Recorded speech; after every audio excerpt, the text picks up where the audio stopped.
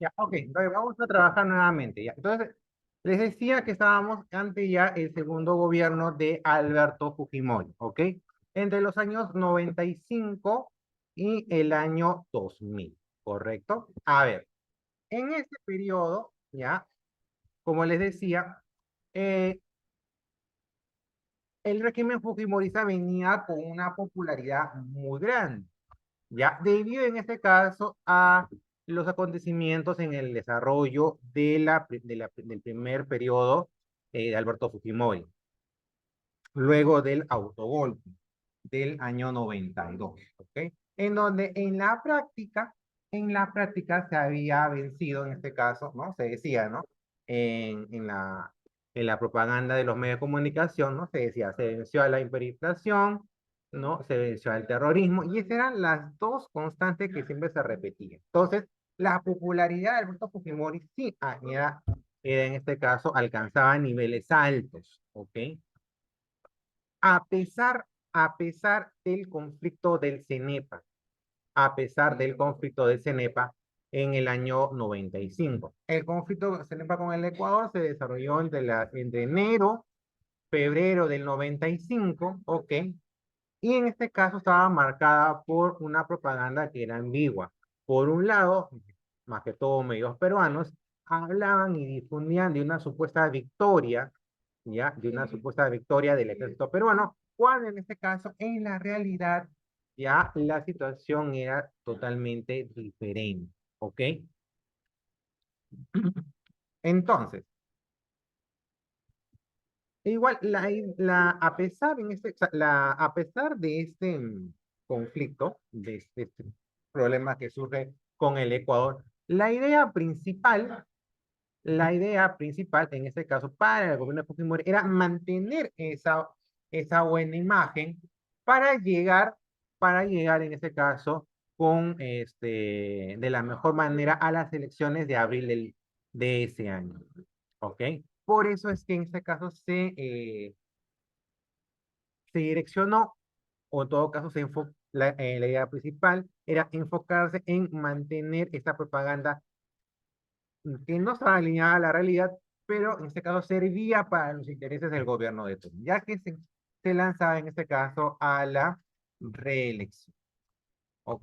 Entonces, ahora, se vio favorecido, este objetivo se vio favorecido con el apoyo de la mayoría de los medios de comunicación, ¿no? Años más tarde, se va a poder en este caso corroborar que esta comunicación no era o que este apoyo no era gratuito, sino que en este caso se debía, ¿no? A ciertas prebendas desde el SIN. El SIN era el famoso Servicio Nacional de Inteligencia o Servicio de Inteligencia Nacional a cargo en este caso del asesor Vladimiro Montesinos. Hasta enero del 95 y un poquito después solamente se sabía de nombre, en este caso, o se sabía muy poco del asesor de Fujimori. Casi nada. Era un asesor a la sombra. Posteriormente, año 97, 98, es donde la figura de él cada vez se empieza a ser más notoria. Y peor en el 2000, cuando terminan, en este caso, lo terminan descubriendo, este, ¿no? Pagando, ¿no? Una, este, un soborno a un congresista, ¿no? Para que se pueda cambiar de partido político, ¿no? O sea, en este caso, de su partido original, pasarse a las filas del Fujimorismo. Pero es una historia que lo veremos más adelante. Pero si nos centramos en las elecciones del 95, ya, en este caso, la oposición, la poca oposición, en este caso que había en ese momento, se centró en torno a la figura de otro peruano, de otra figura política peruana importante en ese momento, que era o que fue el exsecretario general de la ONU, en este caso Javier Pérez de Cuellar. Una vez que llegó al país, fundó el frente llamado Unión por el Perú, más conocido como UPP, para lanzar su candidatura a la presidencia. ¿Cuál fue el discurso, en este caso, de los dos políticos más importantes? Eran los dos. Después, en este año también se presentó otro, candidato que posteriormente fue presidente de la República, que fue Alejandro Toledo. Pero esa es otra historia.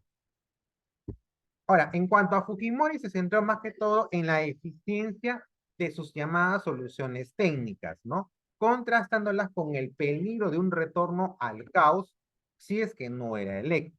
Mientras que el discurso de su rival era más doctrinario, pero poco efectivo. Es decir, afirmaba Pérez de Cuellar, ¿no?, que representaba la gobernabilidad en democracia. Pero si nos centramos, siempre les hablo, ¿no? Centrémonos en lo que tenía el electorado en ese momento. ¿Qué tenía el elector en ese momento? Unas propuestas técnicas eficientes, vencimos al terrorismo. En ese momento, la publicidad era Guzmán y Polay encerrados. La hiperinflación bajó. En ese momento que era, en este caso, que con el sol tú podías podías comprar muchas cosas. Por ejemplo, para ese tiempo, una lata de atún costaba un sol. Yo le daba de comer a mis gatos lata de atún con un sol. No es broma. ¿Ya? Entonces, de verdad, no es broma. Entonces, en la práctica, ¿no?, el electorado que tenía a un fujimorismo que había ordenado un país, mientras que por otro lado Pérez de Cuellar hablaba de democracia, pero eso no lo aterrizaba en ideas concretas. Por eso es que el electorado no lo favoreció a Javier Pérez de Cuellar, a pesar de ser un político con muy buena imagen. Tanto así que los resultados fueron 64% para Fujimori, 22% para Pérez de Cuellar. Ahora, se dicen de que estos resultados fueron afectados por ciertos intentos de fraude, en este caso en provincias del Perú, lo cual en este caso no ha sido totalmente corroborado. En el aspecto político, en esta segunda etapa del fujimorismo, contaba con una mayoría parlamentaria en el Congreso. El poder del servicio del SIN, del Servicio Nacional de Inteligencia, a cargo de Montesinos, se evidenciaba a través de la prensa chicha. Empezó, en este caso, a resurgir. Ahora, la prensa chicha no es una prensa que surgió en el segundo gobierno, no. Ya desde el primer gobierno, por ejemplo, habían diarios, ¿no?, populares en ese tiempo. Por ejemplo, El Mañanero, o Diario Onda, ¿no? Posteriormente sale El Chino, ¿ok? Entonces, ya eran diarios coloridos, o sea, con una ilustración a todo color, a diferencia de los diarios que el color era somero, que no era tan evidente, ¿no? Y en este caso, el lenguaje era, o sea, ahí es donde sale a relucir la procacidad, es decir, la replana, ¿no? El lenguaje de los barrios bajos, de los barrios delictivos. Ahí es donde, o sea, usan este lenguaje para supuestamente llegar a la población, ¿ok? Entonces, Montesinos logra, en este caso, a través de prebendas, logra en este caso direccionar estos diarios, usar la tapa principal, porque el contenido no importaba, importaba la plana, ¿ok? Para poder atacar a sus opositores políticos de turno. Por ejemplo, en su momento, Alberto Andrade era atacado por Olero Chicha, Castañeda Alosio, en su momento fue atacado por Olero Chicha, ¿no? Entonces, ¿por qué? ¿Qué se decía? Se decía que el peruano, o sea, incluso es una costumbre que actualmente sigue. Si ustedes ven en las esquinas de los kioscos, ven todos los diarios publicados, ¿no?, colgados, todos serios, deportivos, ¿no?, populares. ¿Y qué resalta? La plana. ¿Por qué creen que hay un titular con letras demasiado grandes? Es para llamar la atención del lector, el titular que es. Entonces, tú podías poner un titular falso, ¿no? Por ejemplo, ¿no? Toledo, se le encontró a Alejandro Toledo en un hotel, por ejemplo, ¿ya? Y la introdujo, o sea, y cuando tú comprabas el diario y lo que contenía era dos o tres cositas, dos o tres menudencias que no contrastaban, que no había esa coherencia con la parte, con el titular. Pero acá lo que importaba era la plana. Era el impacto de la persona que tenía sus 15 minutos mientras que esperaba su combi, mientras que esperaba su micro, leía y se enteraba, ¿ya? Y eso era lo que importaba. Y eso era lo que se llevaba al final el día, ¿ok? Adicionalmente a la prensa chicha, también se establecieron programas de asistencialismo a los sectores más pobres a través del FONCODES, el Fondo Nacional de Compensación y Desarrollo Social, cuya labor fue complementada por el FONAVI, Fondo Nacional de Vivienda, que era encargado de construir colegios, postas médicas y carreteras. Ahora, esto también era muy importante porque para Fujimori, en este caso, para poder para poder evidenciar, en este caso, un gobierno, con, para darle a su gobierno una viabilidad, lo que él proyectaba era la construcción de obras que todos podían ver. Por eso que era muy famoso, una de sus frases era un colegio por día. Él, ellos se podían construir colegios y colegios y colegios. La idea era ver algo. Por eso que en sectores muy alejados, por ejemplo, donde hasta ese tiempo no había presencia de Estado, de alguna manera en este periodo llegaron a ver un colegio, llegaron a ver alguna institución, entonces sintieron que el Estado estaba presente. Pero solamente esto era cascarón, porque dentro no había una implementación de colegios, no había implementación de postas médicas, ¿correcto? También, por ejemplo, hubo una fuerte inyección en el PRONAA. El PRONAA es el Programa Nacional de Asistencia Alimentaria para distribuir, ¿qué cosa? Las raciones alimenticias. Entonces, ahora, otro de los fenómenos, de los sucesos que más impactaron en este periodo fue la crisis de los rehenes y el operativo Chavín de Guanta, ¿no? En donde un 17 de diciembre del 96, un comando del MRTA liderado por Néstor Tepa Cartolini, además acompañado de 14 subversivos, tomó la embajada, la residencia del embajador japonés, el, que en ese momento se celebraba, se desarrollaba una celebración en honor al cumpleaños del emperador japonés Akihito. La crisis duró durante 4 meses. En ese trayecto, los integrantes terroristas fueron liberando rehenes, ¿no? Mujeres, niños, posteriormente alguien con alguna convalecencia, y se quedaron solamente hombres, y sobre todo hombres fuertes del gobierno de turno. Por ejemplo, el vicecanciller, Tudela, por ejemplo, es, él se quedó hasta el final de, de este periodo, ¿no? Lo retuvieron, mejor dicho. ¿Por qué? Porque en este caso era un alto mando del gobierno fujimorista. O sea, los que eran hombres importantes dentro del aparato estatal fueron los que se quedaron durante todo este periodo, ¿no? Al final, ¿cuál era el fin de todo este operativo? Era en este caso la liberación de dirigentes importantes de la MRTA como Víctor Pola y Campos, entre otros, ¿no? Hubo, en este caso, el Fujimorismo no podía ceder, ya que estaría en contra de de todo ese proceso que había montado, ¿no? Indicando de que eran fuertes contra el terrorismo. Entonces no podían ceder ahí. Hubo una larga negociación que incluso en este caso, eh, se,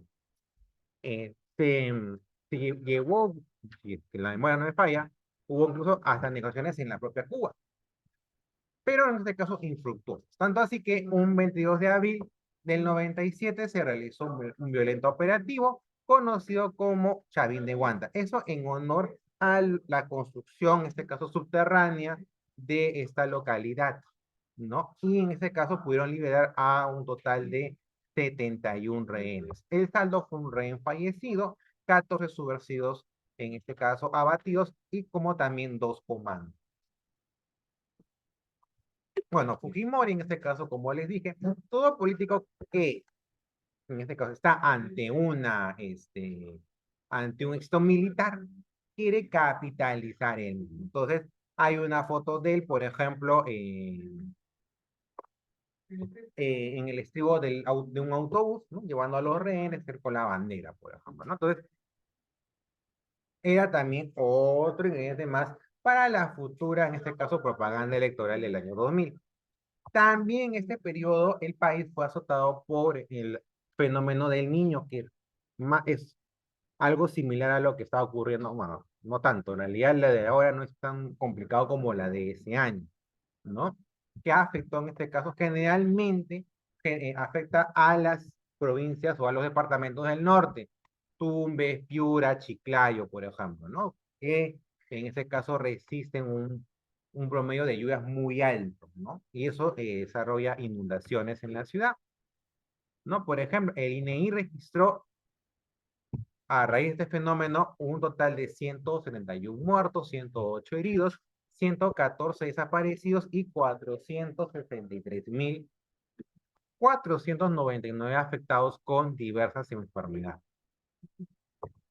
A comienzos del año 97, la caída en los ingresos de varios países hizo que sus empresas no tengan cómo pasar o cómo pagar sus deudas del exterior. La caída en las acciones de la bolsa de valores pone en peligro de quiebra a varias instituciones financieras. Así, en el 98 se produjo la llamada crisis asiática que tuvo inversiones extranjeras en el país. Y esto también acarreó una crisis económica en el Perú, porque no había suficiente flujo de dinero. En el aspecto externo, ¿no? Se firmó el Acuerdo de Brasilia en octubre del 98, con el cual el Perú entregó a Ecuador, ¿no? 1 kilómetro cuadrado de nuestro territorio en Sigüenza. Asimismo, se le cedió el derecho a la libre navegación por el río Amazonas y se delimitó la frontera. Por eso es que en este caso les decía, ustedes van a ver, van a corroborar, lo más probable es que corroboren, que en la prensa peruana se generaba una propaganda a favor o en todo caso reivindicando ciertos avances del ejército peruano, pero en la realidad no fue así. Tanto es así que hemos tenido que ceder este kilómetro cuadrado, ¿no? Y cederle también una navegación libre al Ecuador. Por algo es, no es por gusto, ¿no? Posteriormente, en este caso, de los eventos que también en este caso tuvo realce fue en este caso la intención de la reelección fujimorista, ¿ya?